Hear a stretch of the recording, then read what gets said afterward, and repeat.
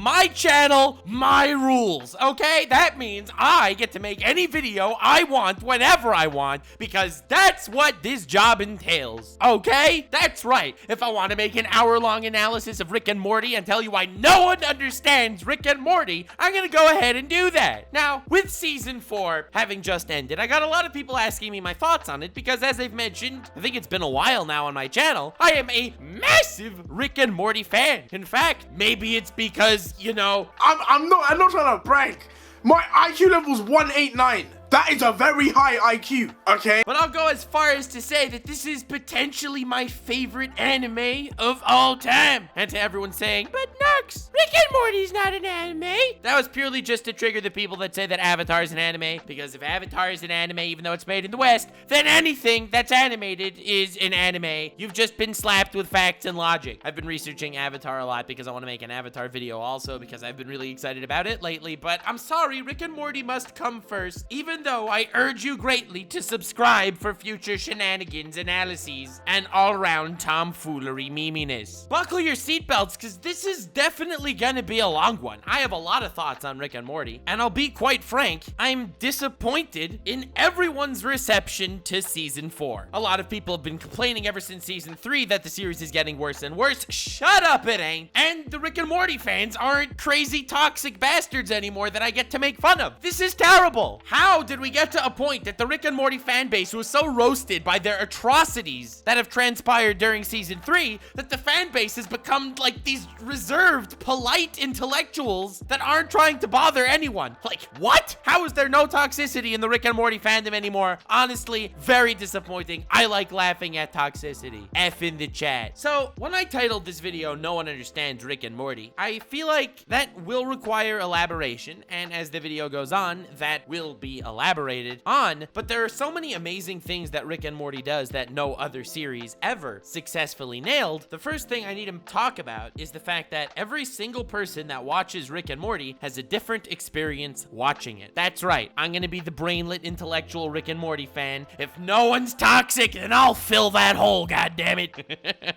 I'm sorry, I'm just so excited to talk about this. I love this show so much. And not the Matt Pack kind of love this show managed to squeeze out a film theory on every single episode of Rick and Morty. I mean, the Nux style. Big fan of it. Meme around about it in different videos, but, you know, not actually make a video on every single one. And that brings me to my first point of the video. The super pseudo-intellectual content on YouTube covering Rick and Morty. It is disgusting. Why is it that every single episode of Rick and Morty, there's 4 dozen channels that all have to upload their video breakdown, analysis, explained philosophy, 77 Easter eggs you definitely missed, evil Morty returns, question mark, exclamation mark, in brackets, theory gone sexual. Why are there so many of that? Why is every single fart that happens in Rick and Morty get a video that's pretty average made on it? I don't understand. I mean, I understand maybe it's not good faith to call out my other lovely colleagues on the platform, but unfortunately, I say it as I see it. That's my brand, essentially. And if I'm not gonna go throw shade at people that deserve to have shade thrown at them, then who will? Not gonna be one of the channels that tells you about the 147,000 Easter eggs and WTF moments you definitely missed with the red arrow and circle in the thumbnail pointing at some vague thing that isn't even mentioned in the video. Hell nah! And yes, I feel like this is actually an important way to preface this video because Rick and Morty is a show that's meant to be entertaining every time you rewatch it and for everyone that actually does watch it. The comedy is amazing, the one-liners are fantastic, the constant references are, in my personal opinion, hilarious, but there's also the overarching storyline,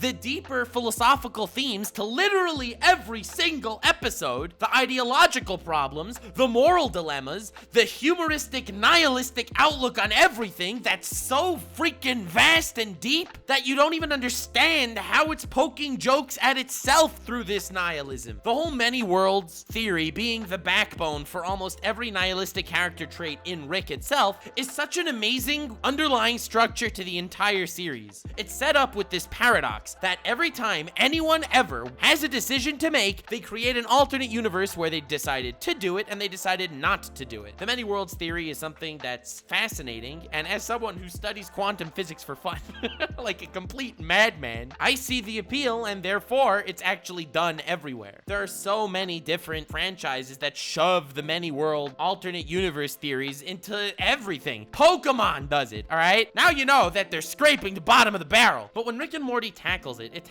what actually would happen if there was an individual who can travel from one of these dimensions to another. Well, that makes everything meaningless. So with that being the underlying structure to Rick's nihilistic outlook on everything, isn't it almost ironic that certain things in the series actually kinda do feel like they hold weight? If you really think about it, you know how everyone's always going crazy about what's going on in the Citadel of Ricks? The Citadel of Ricks! It's this really cool place where they got all the Ricks from all the realities. No, they didn't. You know why? Because there's infinite Citadel of Ricks. There's infinite Ricks. And there's infinite Evil Mortys. There are infinite timelines where Evil Morty won, and there are infinite timelines where Evil Morty did not. Any one thing that takes place in any universe immediately causes that event to transpire over infinite timelines that can be accessed. So every time anything in the series seems like it holds weight and seems like it matters, you have to really realize that in the grand scheme of Rick's ideology, it doesn't. So every time Rick actually feels emotionally invested in something, it's the human nature of Rick that's coming forth. His character is one of the best written characters from any story I've ever watched. It's obviously not boiled down to super smart atheist guy who says nothing matters. He is such a human character as well. He has no problem dying, and all of a sudden, the contents of his mind will just go back into his clone vat, where a clone of Rick will pop out, and it'll be like he never died, as we saw in the first episode of season 4. And note, I will mostly be trying to use later episodes as examples because a lot of people keep complaining about how the quality of Rick and Morty is decreasing, and part of my argument is going to be how, nay, in fact, it may be even getting better and better as it progresses, painting better pictures of our characters. So, just throwing that out now. Rick doesn't care at all if he's a clone or if he's a real one. That's only some crazy human delineation that makes absolutely no difference to someone who's running on pure intellect like Rick. If the clone is exactly like the original, then who cares if it's the clone or the original? Well, funny I ask that question to myself. It's almost like I prepared myself to answer that by mentioning the human side of Rick. Well,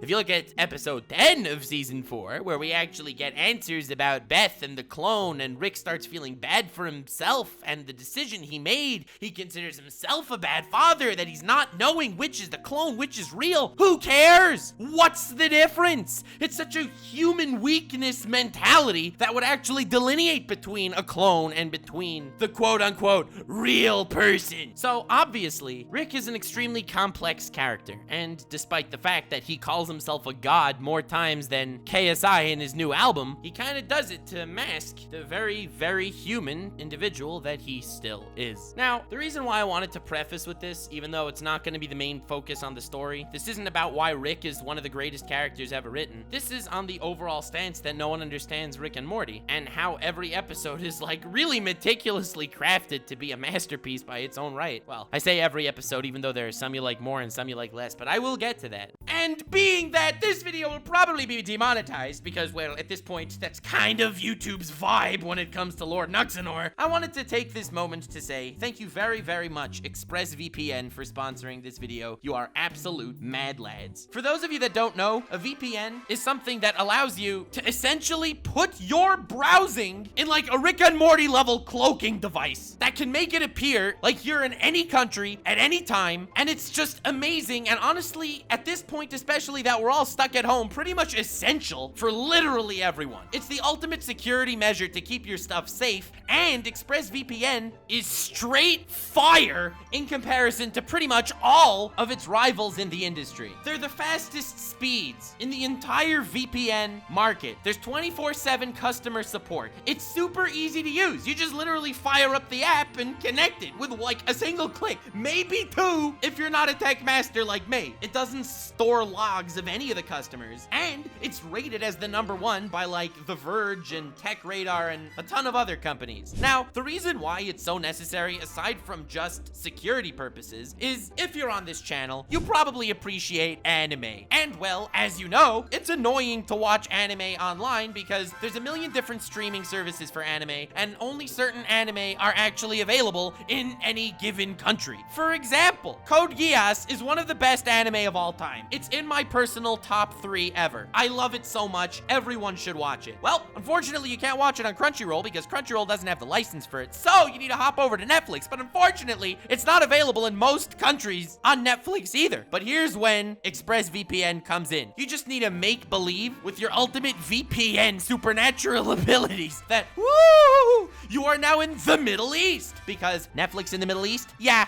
it has Code Geass. And it's just one of so many examples of how you pretty much have endless content to enjoy when it comes to a VPN, and you could just jump from country to country watching literally everything great out there. It's pretty much a necessity in this day and age, especially with, you know, virusy stuff happening outside. Once again, link in the description to expressvpn.com/NuxTaku. Feel free to click the link in my description to find out how to get 3 months free so you can start using ExpressVPN today and watch Code Geass because it's so damn good. Thank you very much, ExpressVPN, for sponsoring this video, and on with the video. Rick is clearly the main character of this entire debacle, just as much as Morty, if not much, much more. And it's clear to that as the seasons progress and you're painted a much more human picture of Rick than the god that he always proclaims to be. Every season starts off with an overarching narrative as far as the family relationship goes, and every single character in this relationship develops except for Jerry, and that's for very, very honest to God important reasons. Jerry is the normal person stuck in this crazy family, and also ultimately asks the major question. If not for Rick ever coming back, Jerry would have had a happy life. Immediately probing the question whether it's important to be all-powerful and have tremendous knowledge and be immortal and essentially rule over every conceivable timeline. Is it important to be a depressed god, or should you be a simple, happy, content man? That's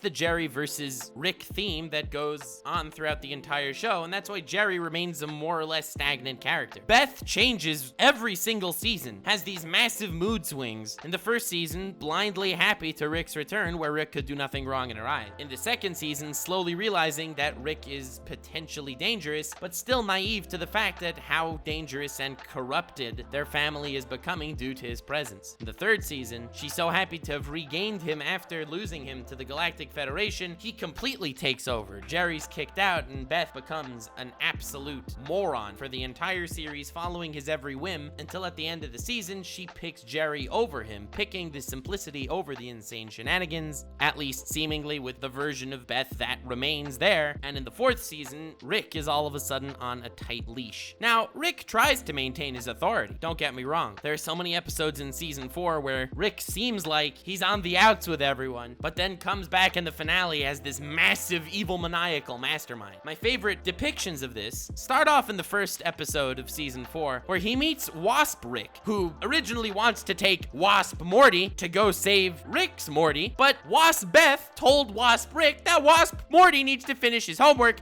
and Wasp Rick, being the empathetic person that he is, says no problemo, and Rick realizes, maybe it's not important that I have complete control. Meanwhile, in the beginning of that very same episode, he goes on this whole rant how pissed he is that if he tells Morty to jump off the Empire State Building, Morty would have the say to say no. Oh, the audacity! He should listen without having an opinion. Disgusting. And this theme just continues throughout the series. There's episode 3, the heist episode, where Morty has a script for a heist movie he wants to pitch to Netflix, and Rick doesn't want to lose him. So his plan was to nip that in the bud. He'd make sure that doesn't happen, but Beth tells him, nah fam, you are leaving Morty alone. So Rick creates this massive heist to get Morty to decide himself not to give the heist script to Netflix. In this episode, we see how his grasp over the family has weakened by a lot, but despite that fact, he manages to pull a fast one on them all at the end. In the very next episode, Morty annoys him enough to get him a dragon. In the next episode, Rick tells Morty to stay in the car, and Morty doesn't stay in the car, which causes this massive snake Terminator apocalypse. In the Vat of Acid episode, the whole episode is Morty being salty that Rick came up with a dumb idea, but not willing to create him this ridiculous save device thingy that he could stop time and go back in time and stuff. And he annoys Rick to the point that Rick actually does it, but manages to pull a fast one on him and teach him a lesson at the end. And then, of course, in the finale is where Rick does not successfully pull a fast one, and he feels like he lost. The series progresses with character arcs so well, and every single season is an evolution of every single character. It does a great job on an overarching standpoint, and what a lot of people aren't willing to recognize is that that's what this series is as well. A lot of people complain that the different hijinks in the later seasons aren't per se up to par with the ingenuity of the original seasons. And while that may or may not be true, you have to come to respect the personal, emotional storytelling that each character undergoes. So now that we've established the fact that every character develops and that's all amazing and phenomenal, I want to talk to you for a few brief moments, spoiler, it's not going to be just a few brief moments, about how every Rick and Morty episode tells the story on so many different layers that you can enjoy it no matter how many times you watch it, no matter who you are, no matter what your preferences are, and in just a really neat way to comment on social issues, even though it's telling a completely different story on the surface level. After episode 7 of season 4 aired, I remember I was talking to a friend of mine who just saw it, and I asked him what he thought. For those of you that aren't as nutso addicted to Rick and Morty as I am, that was the face hugger episode. Not my favorite episode in the season, not by a long shot. And when I mentioned it to my friend, he was like, yeah, it was a pretty good episode. I liked the fact that the characters actually went back to the scene of the crime. They actually went back to the planet they destroyed and they saw the havoc that they wreaked. No other shows do that. Every other show just talks about the war or whatever, but they don't revisit the poor enemy race that was wiped out and start to look from their perspective. And while yes, that is a massive theme in the episode, I then prodded and poked to see if he realized all the other stuff that went on. And no, that was his major takeaway theme of the episode, talking about and poking fun at all these other stories that don't revisit the scene of the tragedy. While that is absolutely a major theme that was in that episode, well, that wasn't all that was there, not even close. So I wondered if any of the 4 billion YouTube channels that make analytical content on Rick and Morty every single episode, wonder if they picked up on it. So I went and I watched all 477,000 WTF moments and Easter eggs that I definitely missed. Part 1, 2, 3, 4, and 17. I even watched Matt Pat's film theory, which actually had nothing to do with that episode, but it was just an excuse to get Neil deGrasse Tyson on his show so that he could shout out Neil deGrasse Tyson in the cringiest collab I have ever seen on the site. No offense to Matt Pat, of course. Mad respect that, well, I mean, he wanted you to shout out his channel. I mean, that was definitely the go-to point, but I don't judge. But anyway, what everyone was talking about wasn't even the fact that they returned to the scene of the crime. That wasn't even the major point that all these other channels mentioned. It was like, bruh, this episode was amazing because it was the first non-chronologically linear storyline in Rick and Morty. To which, of course, I slump back in my chair and get immediately vexed at the fact that they listened to Dan Harmon's 30-second monologue on the series saying, this is actually the first non-chronologically linear episode of Rick and Morty. It started in the middle of the story and then they have to figure out what happened in the past. And the moment I heard that, I was like, bruh, this is the saddest shiz I've ever seen. It's like they literally took that 30-second Dan Harmon speech and was like, you know what? That's the secret to the episode. Get ready for 14,000 fun facts and Easter eggs, boy! Smash that bell! Subscribe! Woo! Yeah, I was disappointed. Needless to say, I watch all of these videos talking about Rick and Morty, even though I normally just get frustrated by the end of them, because I like to see things that I miss just because there's so many details in every episode. Yes, maybe I myself only recognize 16 of the 17 WTF Easter eggs that I definitely missed. Not clickbait. Free giveaway for a Nintendo Switch if you comment and leave a like. But it just came to me at that point. Well, it came to me at many points, but it's far more dramatic for the sake of this video for me to say that it came to me at that point, okay? But it came to me at that very moment, not a moment before. That these guys are watching Rick and Morty on one level and not on another. Now, I have a feeling that through jaded eyes, you could watch this entire video and be like, bruh, this man is smoking some crazy shiz. He must be one of those Reddit nutcases that says, to be fair, you need a very high IQ to understand Rick and Morty. And while I don't believe that is the case, I do think a lot of thought goes into these episodes. Obviously, there is the base narrative that went on the surface level that we all understand. Then there was the references and on the throwing shade and crap at all these other shows that don't return to the scene of the crime, that don't recognize the atrocities that they've committed. Then, of course, on a more storytelling perspective, yes, this is the first non-chronologically linear storyline that Rick and Morty did in an episode. All that's fine, well, and dandy. But the fact that no one mentioned that the entire episode was just a metaphor for pro-choice versus pro-life debates, talking about gay rights and introducing that into a culture that didn't previously accept something like that. It covers all these much more important matters that just kind of flies over the heads of literally everyone that commentates on different Rick and Morty episodes. I was baffled by the fact that no one talked about it because I kind of thought that that was very obvious. When they appear on that planet and all those face sucker things explain that their life cycle is essentially they hop on a face, take over the host's body, their lifespan is essentially 30 minutes, they crap out an egg, and they die. And then that egg waits until another host can wander by so it can suck on that host's face and then live for 30 minutes, crap out an egg, and die. Now, that is their natural cycle of life. And they were happy. They lived happy lives. These face suckers were content people. They had a society. But in the end of the day, were they really happy?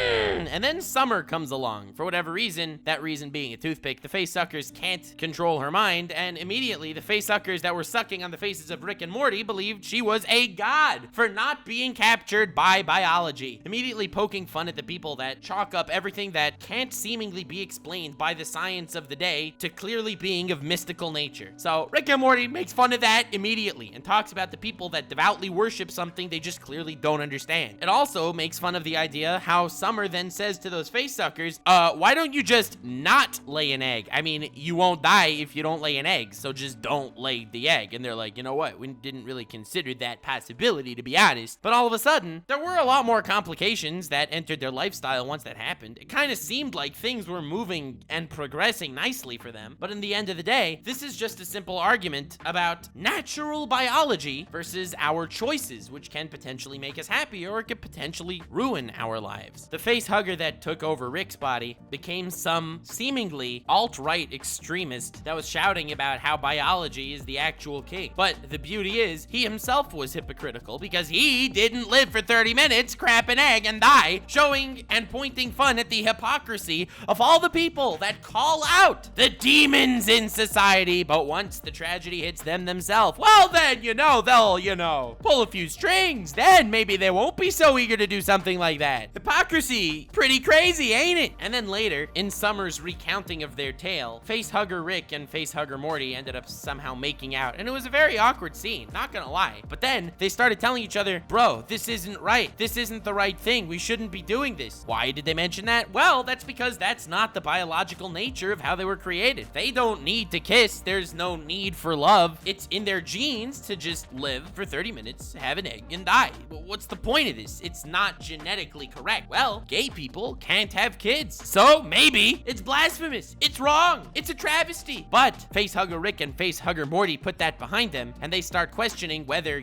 maybe love is more important than the confines of biology. Tackling that major, massively important topic in today's society. That's what this entire episode was about. That's what it is about on a base level, on a comedic referencing level, on a storyline level, on a much deeper ideological and philosophical level, and that's what makes Rick and Morty so amazing. The beauty is, every single episode goes through all these steps and pretty much tackles issues that are so prominent, but in such a sarcastic, hilarious, and goofy way, it completely flies over your head the first time you watch it. I'm saying that to make you feel better, because if you had an IQ that was dumb high, an IQ of 189 probably wouldn't have flown over your head. It's almost like the people that didn't understand this didn't understand Rick and Morty. Now, I wanted to mention the dragon episode. It's the elephant in the room, absolutely, to season 4, because honestly, it's probably my least favorite episode of Rick and Morty of all time. So I wanted to just get off the table that even the fact that I don't like this episode as much as any other episode in the show, it doesn't mean I think it was necessarily bad. It definitely did do what it tried to do, and Rick even referenced how crappy of an episode it was in the past, talking about how, what a coincidence, it and Game of Thrones final season came out at a similar time, and they both had similar receptions, because Rick is a freaking hilarious hilarious mad lad. But in that dragon episode, it was talking about, on a slightly deeper level, the whole idea of Dungeons and Dragons. You know, a game where you make the rules, you set up your reality. You, or the character you're playing as, which is essentially you, enters this fantasy land, this land of dragons and myth, and you get to have an adventure, and you get to do all these amazing things, and you have magical powers. And well, yes, obviously you don't control everything, or that would be boring, right? Like, there are obviously obstacles that happen in the dragon episode of Rick and Morty, just like, you know, you have a dice, and you can roll bad numbers and get crapped on by the world. But this episode links all of that to masturbation. Yes, it's a very weird episode. I'm not gonna lie, it's a wacky one. But it's essentially saying it is not real. You are living in this fantasy land. Just like masturbating is useless. It just kind of feels good, even though it's not bringing you to anything greater. You're not gonna have children from it. You're not gonna release your progeny upon the world, future generations, building up society. It's a useless, pointless act that's essentially done to trap yourself in your own reality, where you're kind of feeling good. And how essentially that's what the whole idea of Dungeons and Dragons, of trapping yourself in MMORPGs. It's poking fun of that whole genre and that whole idea of trapping yourself into a fake reality where you can do amazing things. In the end of the day, you're just masturbating your time away. Which is why, obviously, there are all those sex jokes in the dragon episode of Rick and Morty, essentially making it the single most uncomfortable Rick and Morty episode to watch, which is referential to how uncomfortable it is to watch someone tell you about their fantasy world. What, you thought I was gonna say watch someone masturbate? Hell no, I'm not talking about that. If you're not a World of Warcraft fan, and then the World of Warcraft fan is gonna tell you, bruh, I'm a level 97 spellcaster mage god, it's crazy. You're thinking to yourself, good for you, bro. You just wasted 1,000 hours. And that's being liberal on the 1,000. It's probably more like 100,000 hours. So that's what that whole episode was coming to tell you. And again, that was probably my least favorite episode in the entire series. The train episode being a massive lesson about capitalism at the end of it was definitely very obvious, but what wasn't obvious was all the trains of thought. Get it? Trains of thought? I kill myself. That were present throughout the entire episode as well. That episode was definitely one of my favorites in the entirety of the Rick and Morty franchise. It talked about how stories are made, the potential of future stories, stories that people don't want to see, but as well as the fact that the hero's journey is one of the most famous and iconic storytelling literary devices used today. It's this lovely chart that you see on screen now, comprised of these different departments, every single one of them referencing a different aspect of the hero's journey, a different aspect of the story in any given episode. And coincidentally, if you look at the diagram of the train that Rick pulls out of the desk, well, the train is the hero circle. It's a story train. The story train and everything that happens at any given point in that episode follows exactly what happens in the hero's journey. Rick even makes a joke about it, how he says that you has to have only enough air in the spacesuits so that they'll start failing at one point for there to be an obstacle, because at that point on the train that Rick is pointing to, there needs to be overcoming some form of adversity in the hero's journey template that almost every story is based off of. When they get trapped and they're not able to proceed until Rick takes down the thematic seal, he makes sure that Morty tells a story that doesn't thematically resonate with the episode. He starts off talking about seeing scorpions everywhere, and that doesn't work, because since this episode is a hodgepodge of so many different stories, Morty just telling another story fits within the theme, so of course that doesn't work. What doesn't fit in the theme? Well, that would be the annoying, super far left feministic stories that make you want to vomit, or at least make Rick want to vomit. So then Morty tells this ridiculous story about Beth and Summer, two women talking about their periods, which is a very feministic thing, I guess.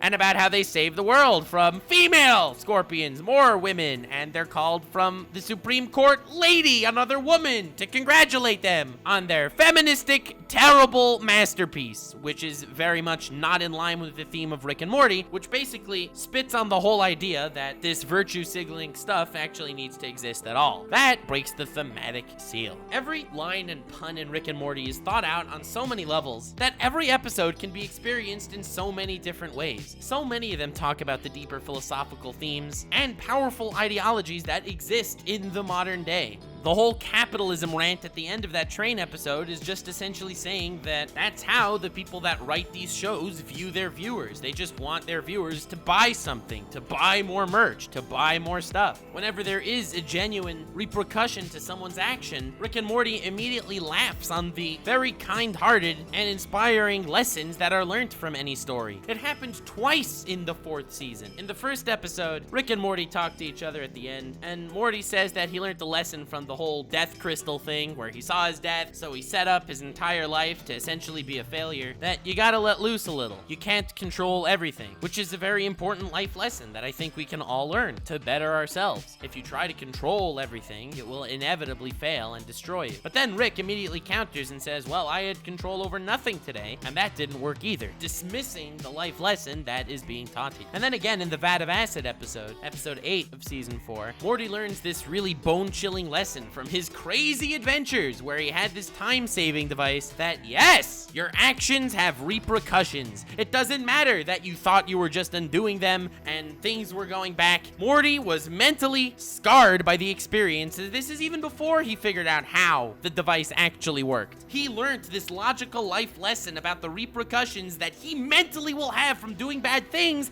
even though no one else in the world actually knows about it. An extremely important lesson. The type of lesson that a good movie or good show would teach you and hammer in to be the final point, because it harms you as a person. If you're an asshole but you could just erase it, it taints you. It's not just about the punishment that society will lay out for you. And Rick again completely dismisses it. He tells him, nah fam, this device worked because you were killing different Mortys in different realities and just taking their places, so you did many terrible things. He again dismisses the really important life lesson. Not that it's not something that can be learned, but because it's petty in the eyes of someone like Rick. If you really think about it though, Rick didn't just leave this device in Morty's hand for him to commit chaos. Rick killed the first Morty and then used that device to essentially bring him back to life. In a nutshell, Rick is just as evil, if not more evil, than Morty in this act. But being that Rick views the world again through this nihilistic gaze of how absolutely nothing matters at all with the infinite realities at his fingertips, he doesn't care. When the whole episode ends, he just leaves that reality where society was in shambles due to the acts that Morty's did, and he just essentially went back home. He's not gonna screw up his own reality. Not that it even is his own reality. Human sentiment is an extremely powerful tool. It's something that we all have, and what's ironic is, in many ways, it's what makes us strong, but in Rick's eyes, it's what makes us weak. But Rick, more often than not, caves into that again and again and again. In the finale where he calls himself a terrible father, and even in previous seasons, like the Toxic Rick episode, where he clearly views his attachment to Morty as a weakness, not a strength. It's why he still has an attachment to Bird Person and kept him as a friend, and it's why he even decided to fight him at all. He could have just ditched and gone to a different reality, but he decided to stay and fight, essentially because he felt bad about Beth, because he felt bad about Bird Person, but most importantly, because he is human. Now, I'm not trying to make this video to go through every single different episode of Rick and Morty and talk about the different layers of storytelling involved. Not saying that I won't if this video does really well, so like and subscribe, but every episode has these philosophical gems that are sprinkled in through the raunchy comedy. Even the one-liners are straight fire. Your boos mean nothing, I see what makes you cheer, is such a strong line from the Heist episode, season 4, episode 3. Yes, it's funny, and yes, it rings true, but people lose their minds over hate comments.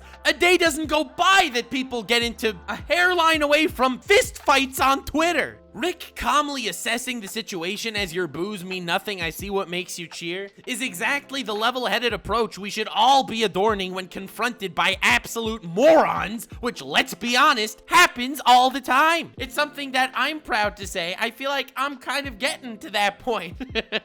When I see hate videos made about me, I immediately watch them. I know YouTubers always say, I can't watch hate videos about me, criticism, I can't read hate comments, I don't read comments anymore. Nah, fam! Salt boners are the best type of boners, bro. Your boos mean nothing if I see what makes you cheer. I legit got this guy hating me and hating on me on Twitter. He was just ragging on me, making these massive Twitter threads, and when I clicked on his profile, he was only following like 5 people. So when I clicked to see who he was following, I imagined, you know, the guy watches my videos, so he probably watches other people with similar content to mine. But nah, fam! The absolute mad lad was following Jake Paul and Keemstar. Not gonna lie, I literally verbally said, your boos mean nothing, I've seen what makes you cheer.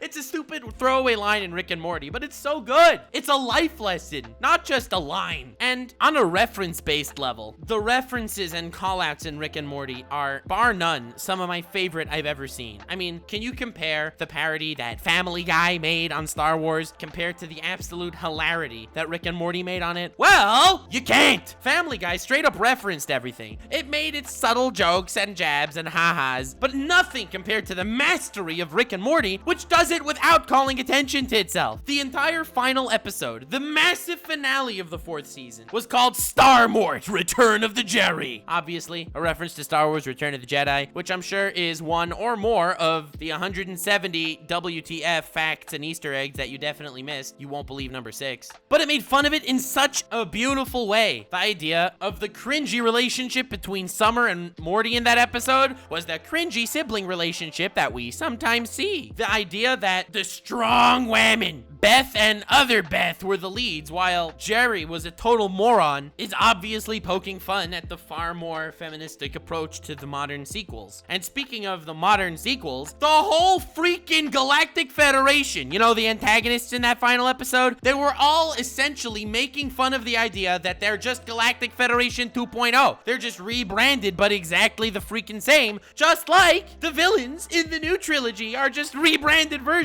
of the old villains. It makes fun of it and throws shade at it without literally talking about it. It's my favorite kind of humor and jabs, and I do it all the time. And seeing it in something like this just makes me so proud. It makes me so happy. It honestly is so funny. Oh man, it's a planet-destroying laser. We've never seen that before. And then obviously making fun of the product placement, how it could destroy everything except for Wrangler jeans, because Wrangler jeans sponsored this massive cannon, undermining the cannon's credibility due to a cheap buck it could make from Wrangler jeans. Just like essentially you have different YouTubers going ahead and saying, hey guys, here's a review of Raid Shadow Legends. This is a completely unbiased review, but it is sponsored by Raid Shadow Legends. Well, it's not that unbiased, is it? Nintendo was really nice enough to send me a free copy of Mario Pokemon XLR a week early and also send me 10K to make an unbiased review where I'll get tons of views, I'll make money, and I'm not gonna be biased. No bias whatsoever, no! The product placement meme is amazing. So on a referential level, on a taking jabs at other stories level, on a philosophical and ideological level, Rick and Morty has pretty much no equal in this entire space. And then, when it comes to the overarching story, the overarching themes, the nihilistic humor, it's done so well, time and time again, consistently and constantly pointing out the futility of everything that you think matters, with Rick being one of the most tragic characters ever because he fell into this death trap of his own mind, the constant dilemma on whether it's better to be a Rick or whether it's better to be a Jerry, the overarching storylines and personal character development that you, let me make this clear, pretty much never see in episodic stories ever. The status quo is so important. In fact, in the hero cycle that I've mentioned before, the idea of finishing the episode is staying in the status quo. And while, for the most part, it's not any single individual episode of Rick and Morty that's gonna completely change the balance of the entire story. It's not like all of a sudden Rick's gonna die. Oh well, new character. No, that's just not gonna happen, obviously. But the story does slowly progress on a more psychological level for the entire cast, how they develop and interact with everyone else in future episodes and in future seasons. Every season finale is fantastic and sets the stage for the next season with a completely different mindset going into it than the previous one. The first one was just about the shenanigans and hijinks of the crazy fantasy setting we find ourselves in, with the testicle time monsters and splitting time and all that. The end of the second season was much more riveting, with Rick giving himself up to intergalactic jail and then laughing and farting and burping his way into destroying the entire Galactic Federation and the Council of Ricks, saying that that was his massive plan all along, even though in actuality we know very well it might not have been. The end of season 3, Beth takes Jerry back wanting to live a happy life, while Rick is having this crazy ego power freak out versus the President of the United States, purely on a personal level, clearly not caring about the family, and his grip on the family weakens. And then the finale of season 4, honestly, was also fantastic. What's the purpose of feeling sad for yourself? What's the purpose of remorse? Well, being that it's not something that can logically be explained for the most part, Rick is pretty much never remorseful for the things he's done. But at the end of season 4, he clearly and definitely is. And he's remorseful on something that in all honesty shouldn't matter to him in the first place. Clone versus the original should be an esoteric debate in his mind. It should mean nothing nothing to him. It's purely due to the human sentiment that he still has that makes him feel bad for the decisions he's made. Oh, and the fact that the Galactic Federation wanted Beth as the most wanted because she was actively fighting a rebellion, whereas they didn't care about Rick because if you just leave Rick alone, Rick's not gonna hurt them, is also such a freaking great mindset. Leaving people alone completely neuters them. God damn, Rick and Morty's so good. Such a great show. This video is titled No One Understands Rick and Morty because I feel like on a more individual level, the viewers that watch Rick and Morty on a more popcorn enjoyment level, well, I feel like no one fully appreciates all the different nuances and themes and layers of every episode of Rick and Morty. But I'm also referring to all the people that cover every episode of Rick and Morty. Because after you did a trailer breakdown and a 10 WTF Easter egg moments and 10 things you missed and 17 theories, you still missed the forest for the trees and don't actually hit the meat and potatoes of what makes Rick and Morty great. And that's the culmination of everything. The one-liners that actually mean more than just a funny line. The references that aren't just supposed to say, haha, that funny, but also pointing out critique with other pieces of media. I think no one understands Rick and Morty. No one understands it. And to be fair, I probably didn't notice all of the 147,777,147 hidden Easter eggs and references in episode 4 of Rick and Morty. So like, I mean, I didn't understand everything either.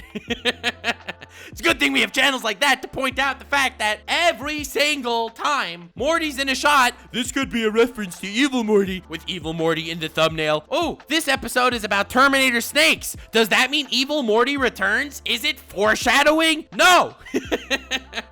But they'll still put it in the title and thumbnail anyway. I'm obviously not as subtle as Rick and Morty when it comes to throwing shade because I don't think Rick wants to make an enemy of Star Wars, whereas I personally don't give a crap if Mr. Top 37 Easter Eggs isn't a fan of this video. I think that video is fine. It's just the fact that everyone makes the same goddamn video that's infuriating. I'm not gonna get into the deeper character analysis of Rick or other aspects of the show because this isn't supposed to be the single all-encompassing Rick and Morty video. For example, I think Wisecrack did a great job with previous seasons covering different episodes. And I think there's a lot more to talk about. In fact, even the episodes that I mentioned, there's a lot more to talk about. I just didn't think it fit into the overall theme of this video. I made a video in the past talking about Rick on a much deeper level, analyzing his character and his take on purpose versus no purpose, as well as the take that I think Rick and Morty is trying to push and their agenda. I will link it in the description and at the end of the video. If you're more interested on more Lord Nux rambling on Rick and Morty, please subscribe for future videos where I have no problem calling out trash. And I have surprisingly deep shiz to say on various topics, whatever I feel like at any given point in time. Please subscribe, it would be very appreciated. Please leave a like, because, I mean, despite the fact that I said that Rick and Morty's fan base is way less toxic than it was just due to the fact that people were calling them out way too much, and whenever a fan base is overly attacked, they kind of shut up, and I think that happened to Rick and Morty's fan base. I feel like the fans kind of felt neutered after the Szechuan sauce disaster. But, since there are still Rick and Morty brainlets out there, and they're gonna be like, bruh, this title says no one understands Rick and Morty, but I have an IQ of 189. I understand Rick and Morty. Dislike. Please leave a like on the video to counter the brainlets. That would be very appreciated. Have yourselves a most wonderful evening, and remember to stay weird, fam.